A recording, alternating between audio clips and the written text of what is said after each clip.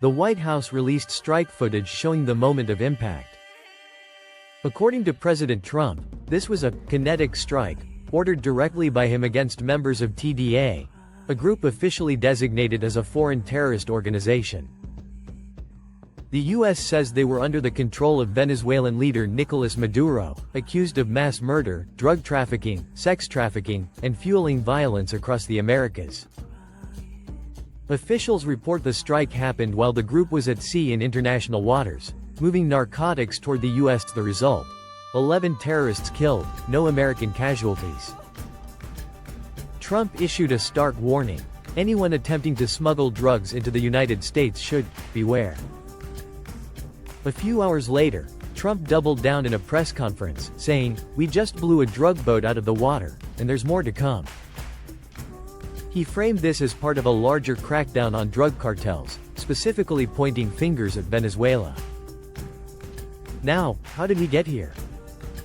U.S.-Venezuelan tensions have been escalating for years under Maduro's rule. Just weeks ago, the Department of Justice increased the reward for Maduro's capture to $50 million. They also placed a $15 million bounty on Venezuela's Minister of Defense, Pedro Lopez. Washington has been very deliberate in labeling Maduro not as a legitimate president, but as a narco-terrorist, a framing that makes military action easier to justify. It's worth noting that under Trump, the U.S. formally labeled TDA a foreign terrorist organization. That opened the door to tougher responses, not just military but also financial, legal, and economic. But the legality of this strike will certainly spark debate in the days ahead.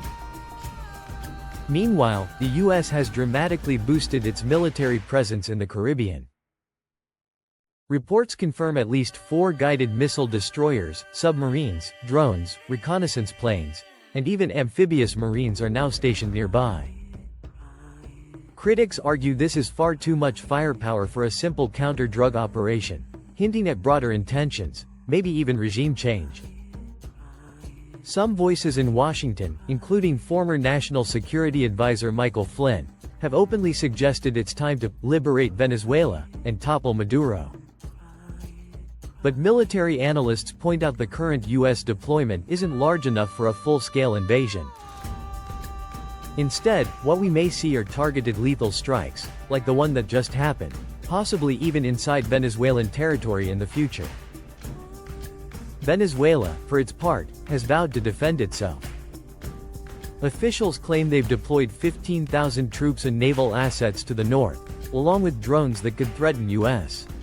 forces in the region. Maduro has framed the situation as proof that Washington is planning an invasion, rallying citizens to prepare for defense. So what comes next? That depends largely on Venezuela's response. Will they retaliate? Stay quiet?